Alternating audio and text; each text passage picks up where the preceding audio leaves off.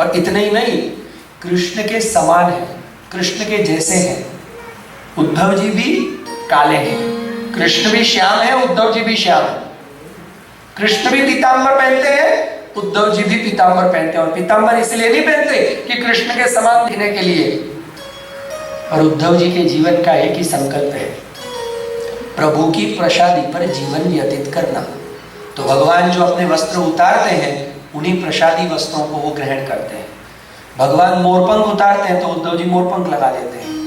भगवान अपनी गुंजा माला उतार लेते हैं तो उद्धव जी गुंजा माला धारण कर लेते हैं। भगवान के प्रसाद पर ही, प्रसाद का अर्थ कृपा भी है और प्रसाद का अर्थ वस्तुएं भी है, जो भगवान की अंगीकृत, भगवान ने उपयोग में लाई हुई वस्तुएं, उन पर जिनका जीवन निपटा है। ऐसे कृपापात सोचो, एक ही साथ भगवान के एक सिंहासन पे बैठते हैं। कौन बैठा है इतना बड़ा राजा? आप नरेंद्र मोदी के या ओबामा के कितने ही क्लोज फ्रेंड हो, जाओ आप व्हाइट हाउस, क्या वो प्रेसिडेंट की चेयर पे आपको बैठाएगा? बैठाएगा? ठीक है, व्हाइट हाउस में आओ, आप प्रेम से भोजन करना है करो, घर चले जाओ, रात रुकना है रुक जाओ, मेरी गाड़ी छोड़ने आएगी। और उद्धव जी ये है। इतना ही नहीं, शिष्यो बृहस्पति साक्षात। किसके शिष्य हैं उद्धव जी? बृहस्पति, ज्ञान के देवता, गुरु, देवताओं के गुरु बृहस्पति के साक्षात शिष्य हैं। ऐसे उद्धव बुद्धि सत्तम, ऐसे उद्धव जी अपना ज्ञान भूल गए और ये कहते हैं कि अब मुझे पता चला, मैं कितनी योग की बातें कर रहा हूं, ध्यान की बातें कर रहा हूं, पर योग और ध्यान आपको उस परम ब्रह्म का परमानंद नहीं दे पाएंगे। जरूर आपको उसको दिखा देंगे, आप उसका दर्शन कर पाओगे, पर उसे पा नहीं सकोगे साहब, ये गारंटी है। आप उसमें सम्मिलित हो जाओगे। पर मुझे आप एक बात बताओ, आम का रस,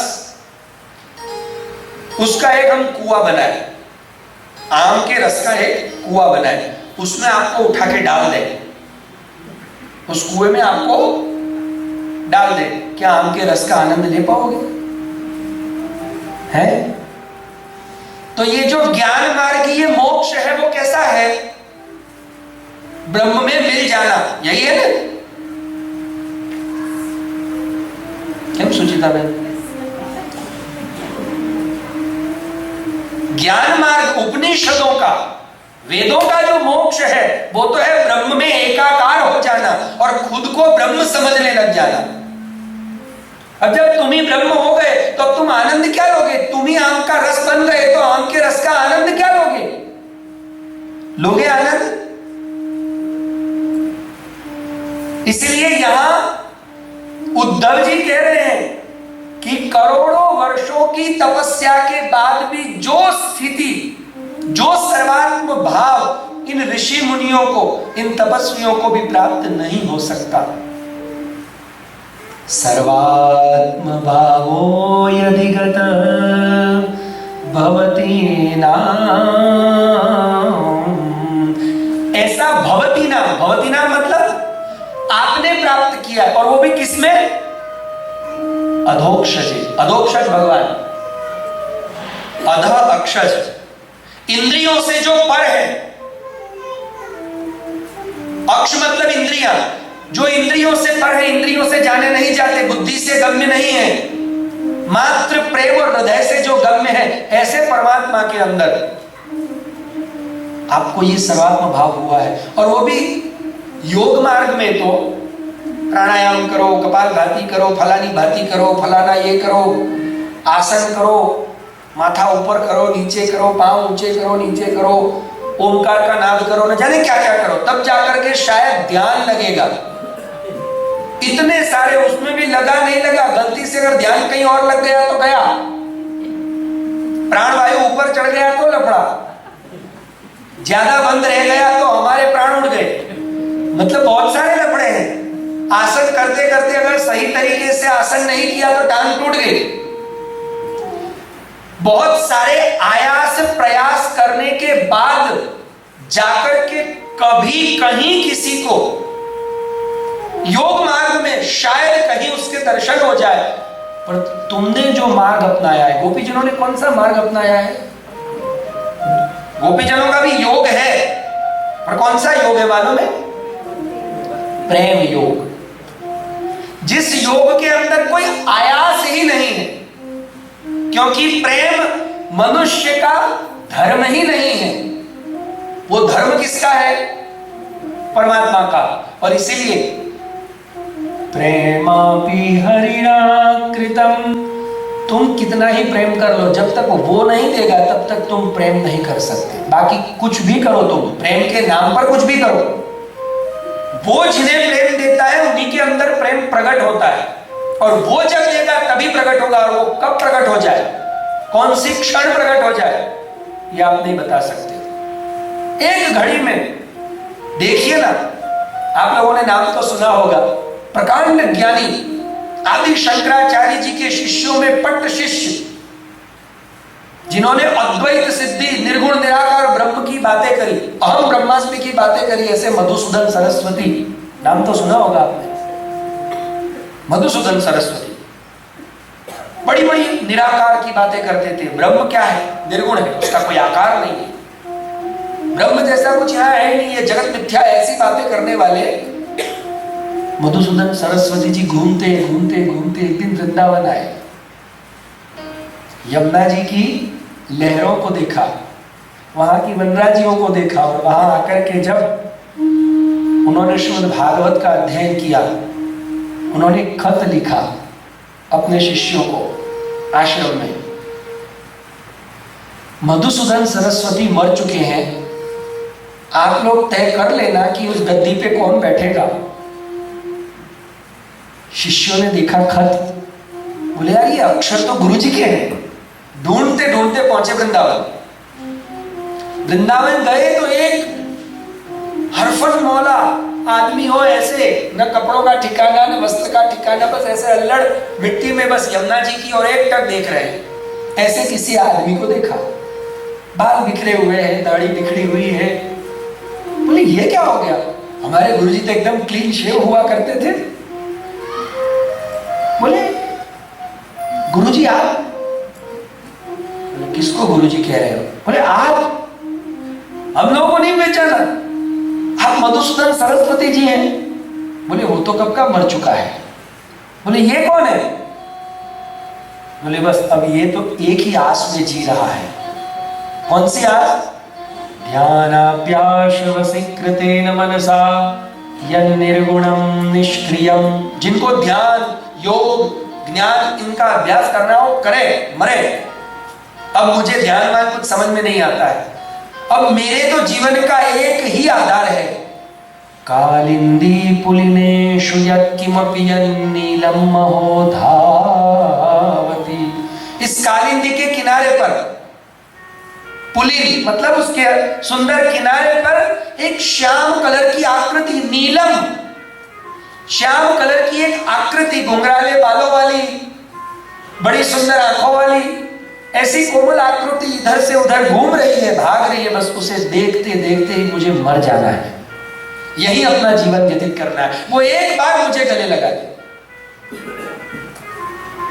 बोले वो कौन है? वो आकृति कौन सी आकृति है? उसका नाम? ये देखो, आकृति इसलिए कहा उन्होंने, अपने ही सिद्धांत का खंडन खुद कर रहे हैं, क्योंकि उन्होंने पहले कौन सा वाद लिखा? निराकार।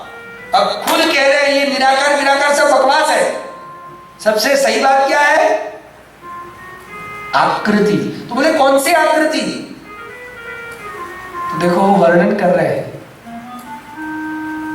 आप लोगों को सबको शायद ये श्लोक कंठस्थ भी होगा, बहुत लोग गाते भी होंगे, जो गीताजी पढ़ते होंगे, हैं? वंशी विभूषित करान्नवनीरदाभात् पीताम्बरादरुणबिम्ब फलाधरोष्ठात् पूर्णेन्दु सुंदर मुखात् अरविंद नेत्रात् कृष्णात् परम किमपि तत्त्वमहं न जाने। अब तक बहुत कुछ जाना, पर अब मैं एक ही तत्व को जानता हूं। कौन सा तत्व? कृष्णात् परम, कृष्ण से पर दूसरा या श्रेष्ठ कोई तत्व है, अहम न जाने, मैं नहीं जानता। और वो कृष्ण कैसा? तो कृष्ण का वर्णन पूरी आकृति के साथ किया। वंशी विभूषित करान, अपने करों में वंशी को विभूषित किया है। और उस समय वंशी विभूषित करते हुए बजाते हुए उनकी आभा कैसी लग रही है? नवनीरदाभा, नवनीरद आभा, नवनीरद आभा।